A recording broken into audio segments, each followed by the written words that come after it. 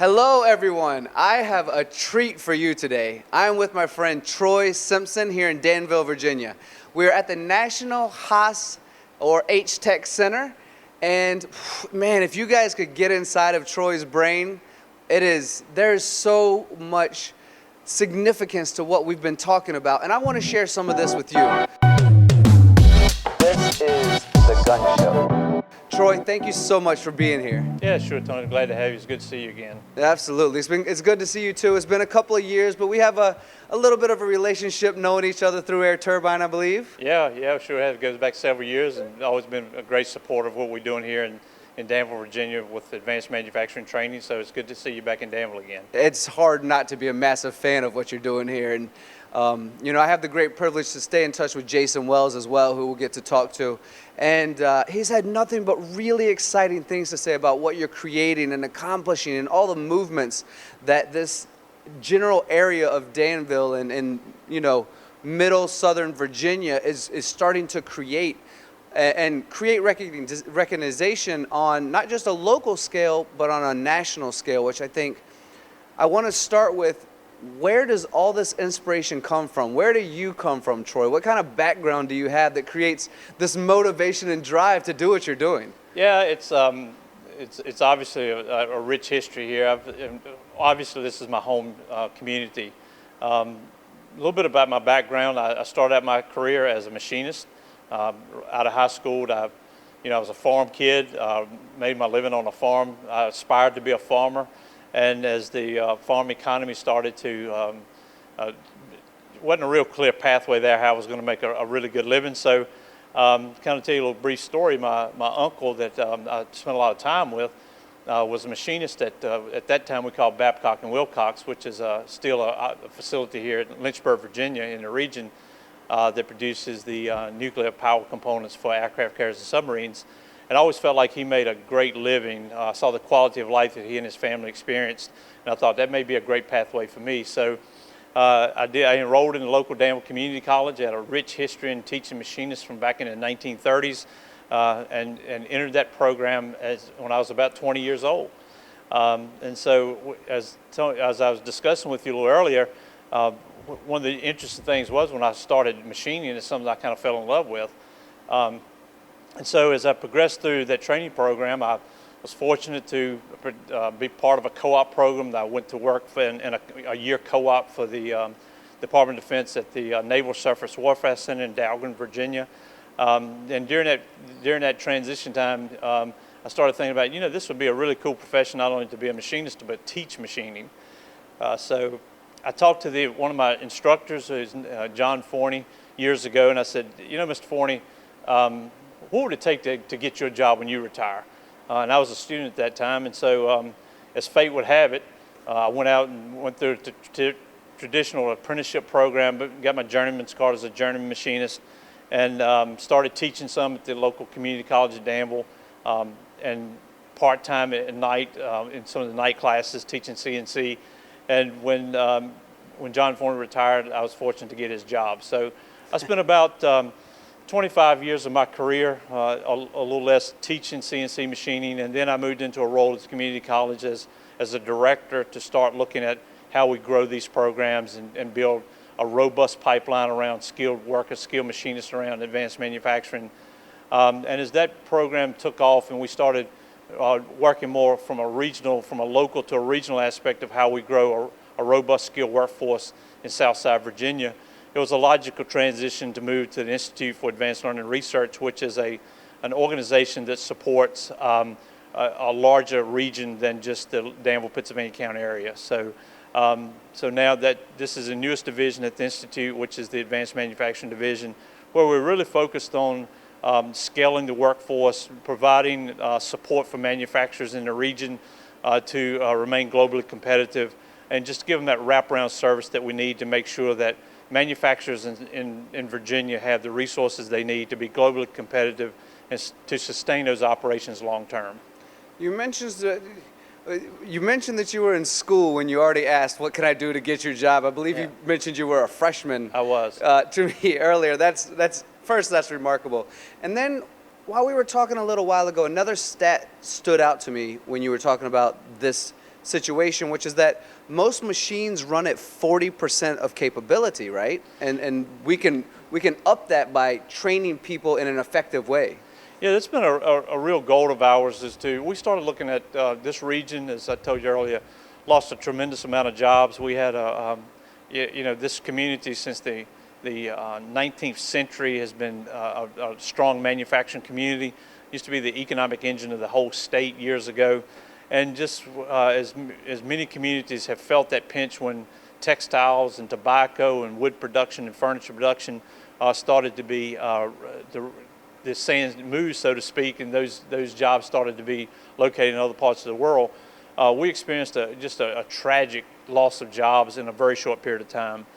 And so as a result of that, we started saying, well, what are our core strengths? We know we are a manufacturing community, and how do we provide our citizens and our next generation the opportunity to acquire the skills they need around more of the advanced manufacturing, high precision components, medical device, aerospace, defense, with a real focus on growing that sector and retooling our citizens and communities with the skills they need to be competitive in that market. So yeah, we've made a tremendous amount of progress in that regard to say what is it that we're charged to do, and that is to make sure that manufacturers in this region can be globally competitive and can sustain the operations with a core focus on workforce. Right, and you have really done an excellent job of kind of getting this program as early as 6th grade into some of these schools, right? And up to 17 different schools at this time before coming into your local tech center. Yeah, this strategy started, Tony, about 8 years ago when we started looking at how can you grow, one, capacity, because we knew we had to grow a level of workforce, and from a capacity standpoint, to not only meet the needs of our local and existing industry, but how could you grow that to the point to grow that industrial base and have excess capacity of skilled workers to have that growth opportunity. In order to do that, we knew that we would need to start introducing our students at a much younger age to the exciting world of manufacturing. So the strategy for that is to go into our middle schools in the region and put relevant technology in those classrooms, contextual learning, applied hands-on learning every day, that they actually have that hands on the tools of the trade. And we realized that it needed to be very relevant, such as putting the Haas tabletop mills for a 6th grader to be coding on the exact same, or programming on the exact same controller they will be like on this UMC when they're in a 19 years old in a 3rd-year capstone program. So it's very much a strategy around how do we introduce at a much younger age, how do we expose more students at a younger age, by the thousands, not by the hundreds, and let those students explore the world of manufacturing. So we've been very successful in the program through a program called GoTech, which is great opportunities in technology and engineering careers. It's a state of Virginia sponsored event through the Go Virginia initiative to put that technology in the classroom, let them explore, let them learn at a very young age, and understand what the pathway looks like from the 6th grade all the way through to university, if they want to become an engineer, and to connect them not only to technology, but to connect them to the jobs in the region and the pathway of how to get there. So that has been very successful. That, like I said, in the larger region, it's in the fall there'll be about 17 middle school programs with that technology in it, with the teachers trained to deliver that technology. Eight focus areas around manufacturing, from robotics and automation to CNC machining to metrology to additive manufacturing. And so what that allows us to do now with the capacity in middle schools is to expose this technology to about 7,000 students a year. We know if we can expose them earlier and they find something they fall in love with and can understand why is math important, because trigonometry is important, because if you're going to code a CNC machine tool, you need to understand trigonometry, right? So we're starting to connect all the dots and to grow the pipeline. So we started making those initial investments in high school programs. We moved back to the middle schools. Now we're filling some gaps in the middle. We've developed community college programs in manufacturing, CNC, all the way up through this facility we're currently in, the Gene Haas Center for Integrated Machining Technology, which is a third-year community college program, which is very unusual in the nation to have a community college can offer a third-year capstone program. For graduates of community college CNC machining programs throughout the region can come here for a accelerated 7-month model that allows them to earn an additional associate degree in integrated machining technology, which focuses a lot on leadership, on lean principles, on change management, and on advanced machining capabilities such as 5-axis machining. So we're trying to close all of those gaps from a very young age all the way to the manufacturing engineer so that this region has that skilled workforce that we need long term. That's a remarkable plan. I like it. And I know it takes time to implement something like that, but it's definitely the right way to go, I believe, getting them interested, the kids at a young age. And how quickly, I believe you can take some classes while you're in high school, so even when you graduate high school and move into the tech center, you already have credits ready to move forward, correct? Yeah, that's a program in the state of Virginia we call dual enrollment. So what that actually does is allow students, if you have the rigor of the program and the same curriculum, you can offer community college level courses while they're still in high school. Wow. So those investments to do that, we invest about $1.2 million in each high school machining program to make sure that they have the equivalent technology in the high school programs that they do have access to in the community college. The way that model works is a junior and senior in high school, 16, 17 years old, go a couple of years for a half a day. They're bused to a Korean Technical Center or the local high school. And then they have the opportunity to earn college credits in precision machining while they're in high school. So what that means for a student, if they participate their junior and senior year, they're in 40 college credits, about half of the degree program while in high school, transition to the community college after graduating from high school, and in 9 months they finish a 2-year degree program at the community college in 9 months. Therefore, that second year of the community college experience, they go to the Gene Haas Center for that third-year program. So what we've been able to do is, if you really look at the model, we take a student who, after 2 years after high school, has about 110 college credits, multiple national NIM certifications, and what we consider their job ready to go out and make a difference. What we're seeing in this model is we have all those entry and exit points. If a student wants to go to high school and they don't have, maybe life deals them a situation where they can't continue on the community college, then they have base skills that they could go out and be an operator potentially in a manufacturing facility. They go through the 2-year program, they get more advanced skills, they go in entry-level setup, operation, and programming. If they want to continue to pursue that passion, then they can come here to the Gene Haas Center, and then they can focus on those leadership qualities and understand the economics behind manufacturing and why change is important and how to drive change and so forth.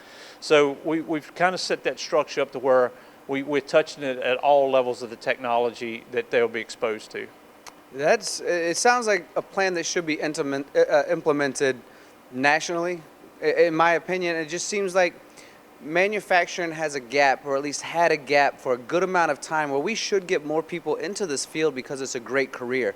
So it sounds like you've got a plan from 6th grade, moving on into high school, into these tech centers. But what about the guys who maybe are in their mid-20s or have come back from the military and are looking for work and maybe need some certifications or something like that as well? Are you able to support them also? Yeah, right now it's a real core focus of ours here in the Danville region. We're actually right now under contract with the Department of Defense because there's a huge need for skilled workers in the defense industrial base, which is anything from major OEMs of ship and submarine construction to aircraft construction down to the supply chain tier 1, 2, and 3. So what we've engaged with now, we're under our first contract to develop a short-term training program accelerated for adult learners in 4 key areas: CNC machining, welding, metrology to include non-destructive testing, and additive manufacturing technicians. What that program is designed to do is to charge this pipeline for the U.S. industrial base, defense industrial base. So we are right now in the process of launching that training in the spring. On board our first 36 students. We will train those at a very accelerated pace, give them the base skills they need, and then help them locate a job with all these manufacturers that are in desperate need of this, especially for this major build-up and ramp-up in ship and submarine construction. And speaking with you earlier, you kind of blew my mind. Now, I want to say this out loud. If it needs to be edited, we'll edit it. But you mentioned that it's actually a national security risk right now, that we can't build things as quickly as they need to be built due to the lack of manufacturing engineers that are in the workforce. And so something like this is going to help with that growth and support as well, right? It is. That's for the first time. This is public knowledge. It's presidential executive order. There's a deep concern about if we cannot supply enough skilled workers in the defense industrial base, will we be able to build the technology and capability that our military needs to defend this nation? So that is something that we are heavily engaged in to be part of the solution to providing the number of skilled, because the defense industrial base doesn't need hundreds of workers, they need thousands of workers. If you look over the next 20, 30 years with the attrition and retirements and the major buildup in some of the areas, and I should say the lack of people going into manufacturing as a career, we've got to find another way to provide people an opportunity. So I think we've positioned ourselves with a lot of the work that we've done over the past 15 years to be able to deliver that type of instruction, and we are determined to be a player and be part of the solution that this country needs to make sure that our defense and our military men and women have the tools and technology they need to defend this nation.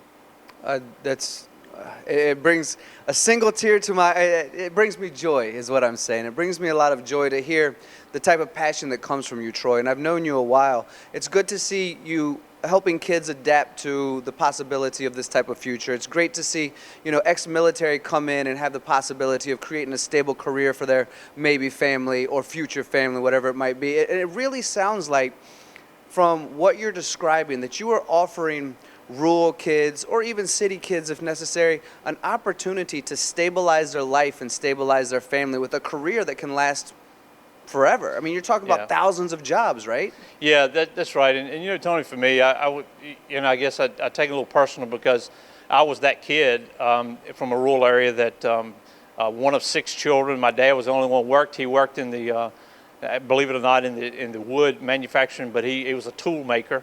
And actually pursued a career in selling tooling.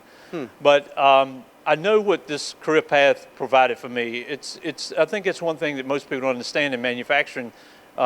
When you enter into manufacturing, you may enter as a machinist or a welder.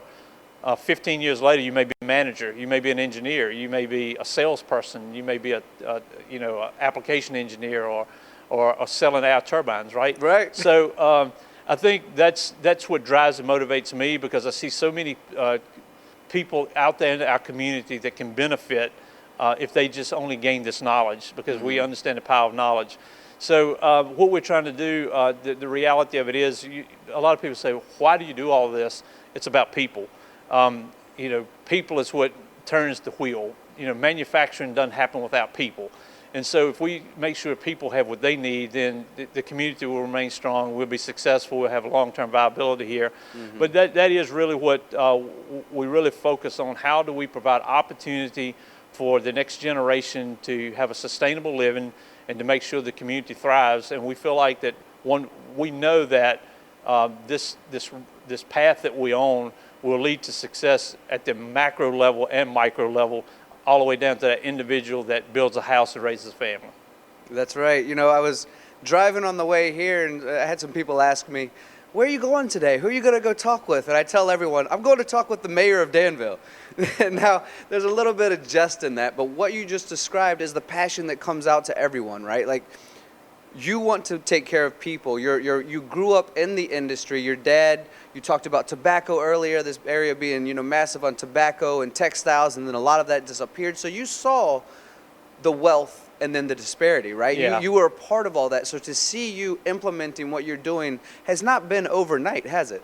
No, this has been years and years of planning, and I would note that this initiative is not Troy Simpson. This is a whole community that has come together, from community leaders to college presidents and the executive director here at the Institute and the staff and everybody buying into the vision, elected officials, and understanding what is it that we're good at. We know we're good at manufacturing. We just got to give the kids the skills they need for modern manufacturing, right? So as I always said, when the storm comes in, the sand shifts and it moves, right? So the sand moved on us a little bit and we responded to that.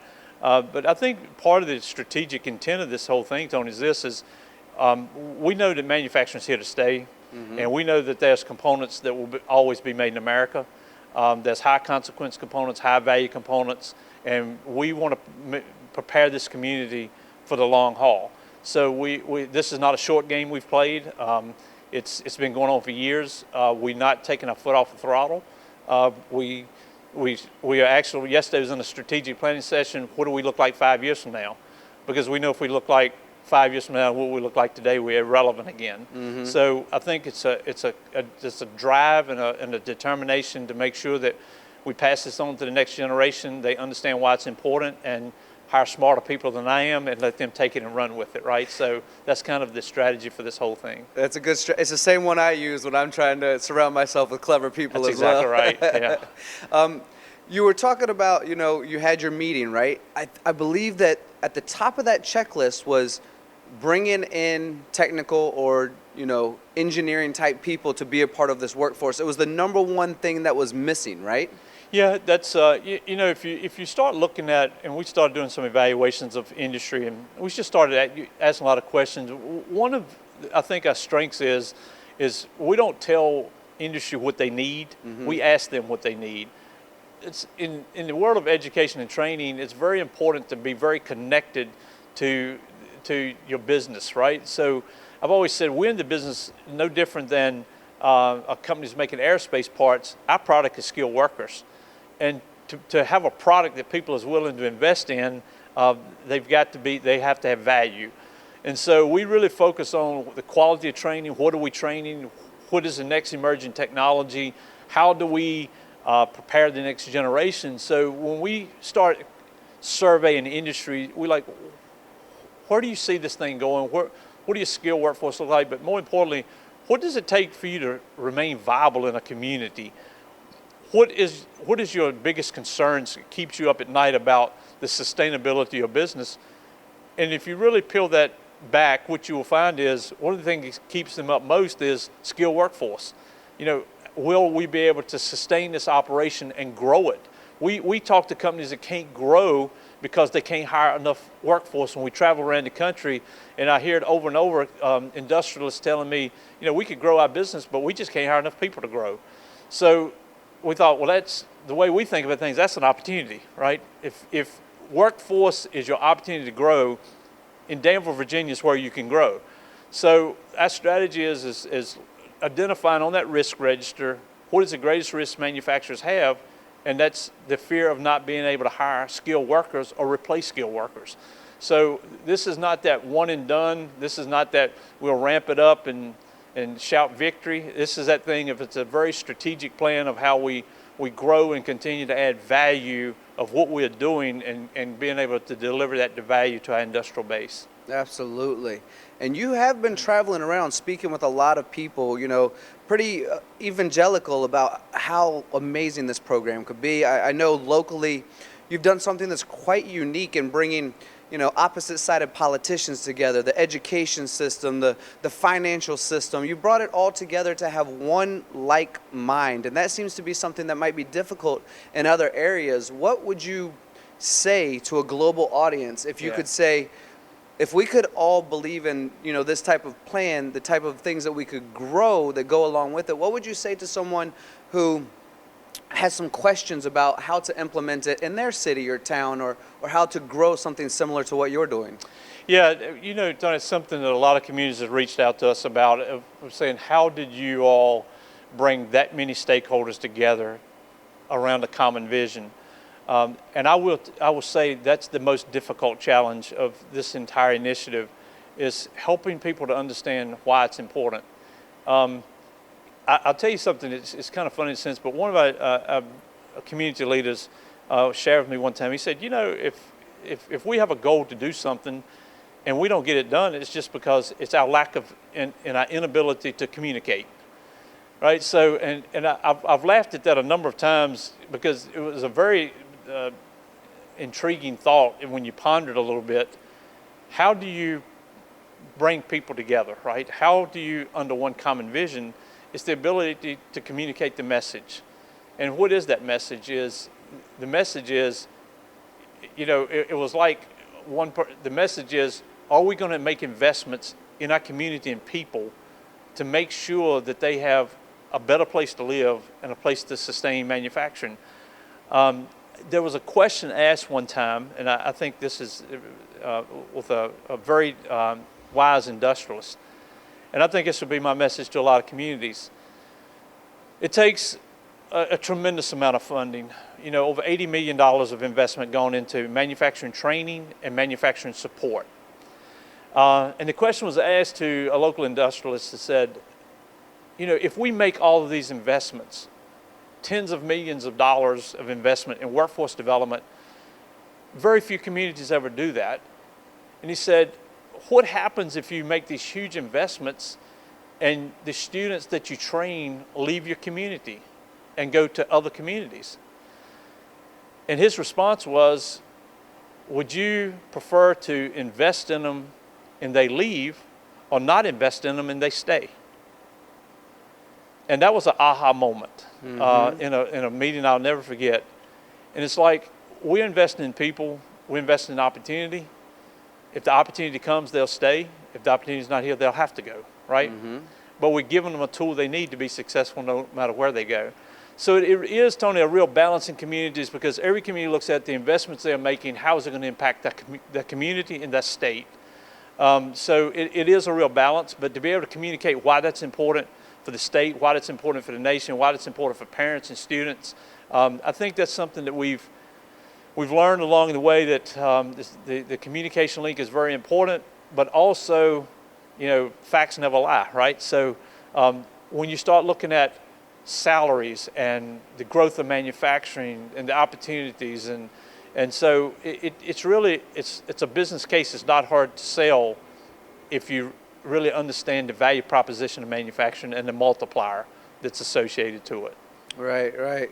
Hey, I've heard that not same exact, but very similar discussion internally at businesses. If we're going to train someone, do you want to train them to maybe stay and give them an opportunity?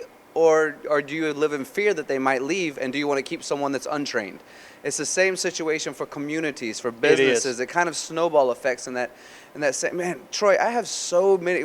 I could sit with you for hours, I think, and just talk and talk. You mentioned earlier, and I think this is relevant because COVID has done some unusual things for a lot of people this year, right? And we've seen, due to it, a lot of reshoring back in the U.S. And going back to that 40% of manufacturing capability on a machine, some people not running aluminum fast enough or not going deep enough in their steel or whatever it might be, in these tricks and tactics to make something and machine something better.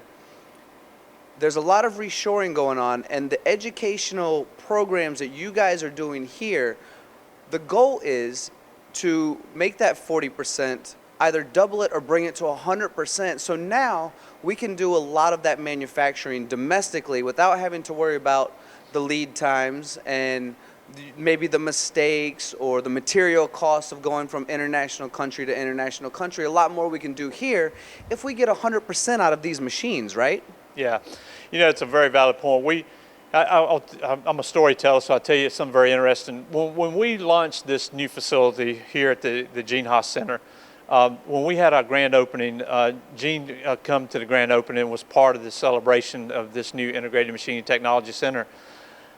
And I'll never forget this conversation right here in this training bay. Gene looked at me, he said, the reason that we're making this kind of investment in this facility with the naming rights, to name the facility, a lot of entrustment equipment that's provided for, to keep our equipment modern routinely. The reason we're doing this, we want you to teach 100% of the capability of the machine tool. And we said, that's our goal. Why that was, Gene's comment was so significant was because as manufacturers and industrials, we see, no matter where we travel, we always run into we see operations and manufacturing capabilities that we just see that there's capability in the machine that's not being used. what a tragedy, because you've invested in that capability, and then you start asking manufacturers, you start having these conversations, why would you not be using that technology? And they'll say, because we don't have skilled people to do it. We just don't have technicians that have the skill set to do that. Or they don't understand modern tooling or modern tool paths, or how to use a probe inside of a machine. So one of our core focuses here for our advanced level training programs is to expose students to the advanced world and the technologies in the machines, because we are absolutely convinced if we use the technology that we purchase, we will be globally competitive. Because the same machine, as I said earlier, the same technology, set it wherever you may want to in the world, it's a piece of machine and it's a process. But what makes the difference is, can you utilize that machine tool to its most optimized condition? So that's something that we're really focused on for our next generation of technicians, is to expose them to that advanced level technology, make sure they understand it and using it. And we've seen some phenomenal success in that. I think later today you'll probably visit with the Harlow Group. Every employee they've hired to this point is a startup British company. It's right here in Virginia, that's focused on advanced manufacturing, additive manufacturing, subtractive manufacturing. Every machinist they've hired to this point come out of this program. And what we find very intriguing when you start watching these young lads start to go out to that workplace and implement that technology, it's been some of the proudest moments our team has had to see when they step across the hall in this launch facility that they're in, and they're applying that technology in a real world application, and to see the productivity that they're getting out of those machine tools, it's just one of those very proud moments for our whole team. Almost parental, right? Where you see some growth from someone you consider your child a little bit. I'm going to take a quick segue and talk about that, because I met with a guy yesterday who brought your name up, and you offered him a piece of advice that probably will change his life for the good. Do you recognize a name, Clayton Schultz? I do. I was at CCAM yesterday. He brought your name up. Do you remember the piece of advice you gave him? I don't. He said that he finished his 2-year, went over to, he'd done some work with Rolls-Royce. He's over at CCAM right now. He was considering his 3rd year, and I think he was doing some automotive style work. And you look at him and you say, well, if that's what you want to do for the next 30 years, next 40 years of your life, then go ahead. And he goes, whoo, I didn't think about long term how many years I got to do this. So I think he's coming back and doing his 3rd year with you guys. Yeah, I think, if I'm not mistaken, Clayton has already finished his 3rd year here. Has he? Yeah, I think he transitioned through that. He was one of the first cohorts that went through after he went through that automotive experience and then transferred to Rolls-Royce. Yeah. So yeah, I remember Clayton well. He's a very bright young man. He had some really nice things to say about you, but I was like, hey, I'm going to speak with Troy tomorrow. Yeah. Let's utilize some of this. Yeah, we tend to be mentors from time to time as well. That's part of what we do. Why wouldn't you want to come here and be a part of that, right? Yeah, that's exactly right. So I know you have, hands in a lot of different places, right? Not all eggs in one basket, and Danville is obviously incredibly important to you.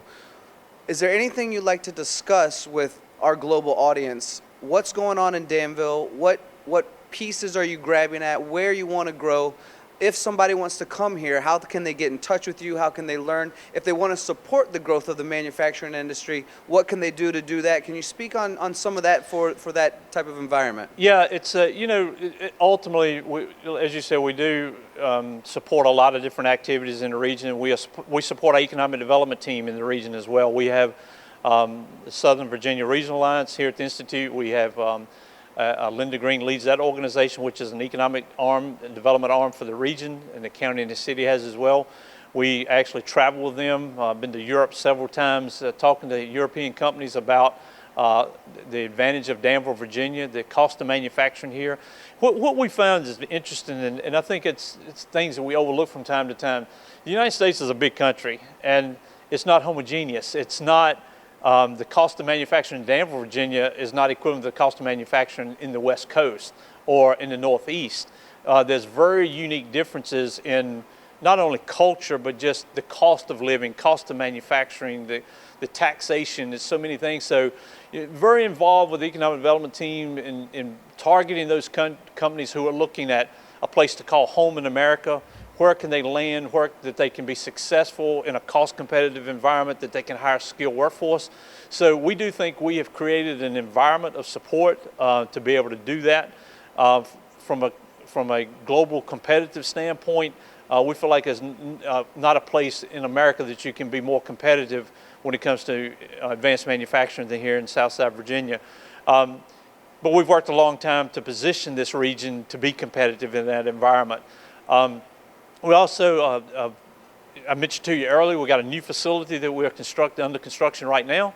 It's a 51,000 square foot facility. It's branded as the Center for Manufacturing Advancement. That particular facility is really focused on new companies coming to the region to having a landing spot. You're talking about how do you land in Danville, Virginia.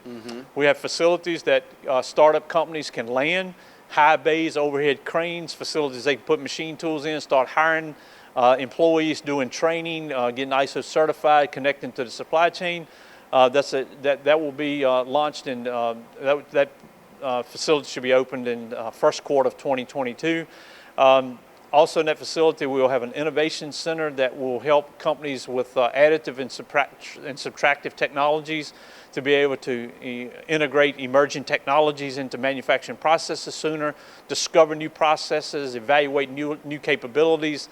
Also the digital factory, we're really focused on, from a global competitive standpoint, the digital factory. How do we start training and providing those resources so that manufacturers, local, new and existing companies in the region, can start to implement Industry 4.0 capabilities. So it's a lot, as you said, a lot going on in the landscape around us, but we do a lot to support out of the department that I lead, not only from a workforce development, but that kind of concierge service around supporting companies as they move in to make sure they have the resources they need to be successful when they land. And we're talking about, you know, top of the line technology, state of the art technology, the newest, latest, and greatest. You were telling me about, you know, you have a center now where you can work remotely with ODU, or you're working toward working with ODU, but you have a center where a child or anyone really can work remotely and go through the training of the programming and anything like that, right? Yeah, we are working with Old Dominion University on a manufacturing engineering degree path for students and the good thing about this program is the incumbent workforce. We have hundreds of technicians in this region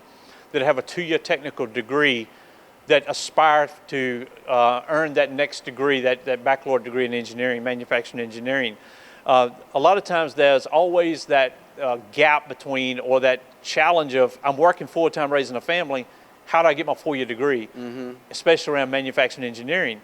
So we are in the development phase of that program right now, to where it's students in our current and existing pathways could stay here locally and earn that baccalaureate degree in engineering here in the Danville region without having to relocate to the University of ODU in the eastern part of Virginia. But also it provides an opportunity for our incumbent workforce who may have 10 or 15 years experience that are now wanting to seek that engineering degree, that we'll have an online component and labs here in Danville, Virginia, that they can come and do the lab portion of that degree. So we're utilizing all the assets we have, not only around optimization and manufacturing integration and optimization, but also for engineering training, for skilled technician training, for upskilling. So it's kind of an all things manufacturing ecosystem that we have created here at the Institute for Advanced Learning and Research. It certainly sounds like the path to success. Manufacturing engineering is not incredibly degreed here in this area, right? So what you're working on will be new to the area, and one of the closest ones, I believe, is Ohio? Yeah, the manufacturing engineering, which you'll find if you kind of look at where those programs are offered at, was typically developed and designed around the Midwest America and the West Coast. What we have learned is that students who want to pursue that pathway have got to move out of state to pursue that degree. So what we aspire to do, this would be, there is one program in the state of Virginia, Virginia State University has a smaller engineering program in Virginia, but what we're trying to do is expand that access to more students in the middle part of the state, south to southwest part of the state, to give them that opportunity, but more importantly, to strategically align that to the skill sets that manufacturers are asking for. So what's very unique about this program, Tony, is we are not developing this program again. We brought an industry council together of Rolls-Royce, Goodyear Tire and Rubber, Amphenol, other companies, Kyocera. And we sat down at the table one day and said, if you could develop the world's most impactful manufacturing engineering program, what course content and what would the objectives of the program be? And we sat and whiteboarded that thing for a day with leaders like at Rolls-Royce and others, and said, in BWXT Technologies, and they said, you know, this is what we need in a manufacturing engineering. So that's the path that we're on. We are looking at, you know, doing things a little differently. These engineers will be trained in a hands-on applied setting, so it's an engineering technology degree, to where versus compared to a theory-based engineering program, this will be very lab-intensive, hands-on, working in a facility like this and in true live manufacturing sales and focused on innovation, optimization, taking cost out, all the things that manufacturers desire to for that leadership roles to be engaged in. Well, Troy, sitting here with you, I've learned so much. I really have, and I appreciate your time. Sure. It really feels like this is the right way to go for this world of engineering and manufacturing. I mean, obviously we have computer science out there, and medical Sure. and lawyers, and we need all of these components. But as far as the field that you and I work in, the one that we love so much, this really feels like a definitive and strong plan, right? And I really like what you're doing. Are there any words of advice, any closing statements you'd like to say to anyone who either wants to get into the industry or is struggling in the industry right now and needs some motivation, or is struggling in the workforce right now and maybe needs to switch courses and come see you guys to grow and find a stable job? Is there any advice you'd like to offer for anyone? Yeah, I think the advice I have for, it's several different sectors. When it comes to communities, I think they really have to figure out, what are their strengths and build upon them. And we are building upon a community that has a 150-year legacy in manufacturing. Knowing who you are and what you're good at, I think is very important, that I would encourage. And you may be great, your sector could be IT, and focus on that. How do you become the world's greatest at that? But I do think there's communities across this country that have the ability and the desire to replicate what we're doing here, and we're always an open book. We'll share our story and walk people through the trail that we've talked about today. When it comes to the individuals that's pursuing, there's a lot of people that thinks that manufacturing is dull, and they got this. It has a stigma around it, that old school manufacturing of old greasy shops and dark spaces, and not well ventilated, not well conditioned.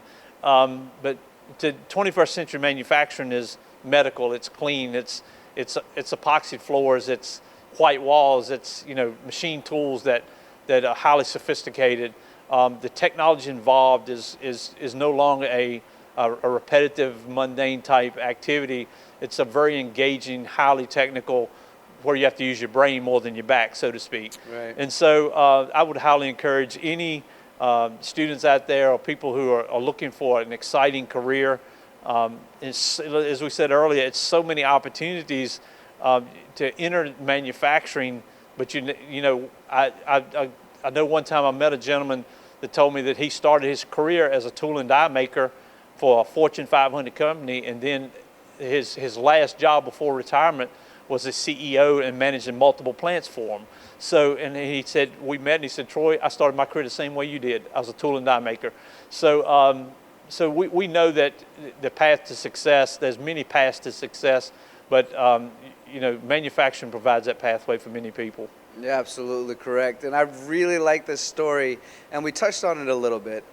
We're talking about a town that fell upon troubles of the tobacco industry, and which is now partially funding some of these projects now, that fell upon the textiles, where I think I'm going to get my numbers wrong, but we spoke a couple of years ago, and I want to say something like close to 5,000, 10,000 people lost their job in one day or 1 week type of thing. It was from all to nothing right away, and now you've constructed this environment of learning and technology and engineering what shows, in my opinion, traveling around the country, that any small town that's either on hard times or good times or whatever you want to focus on can create an environment of success, which is something you're showing here, where there was a really difficult time and now it's become quite a beautiful, beautiful little city here in Danville, in Southern Virginia. It is. It's been some very visionary individuals way before me that understood what had to happen to transition from the loss of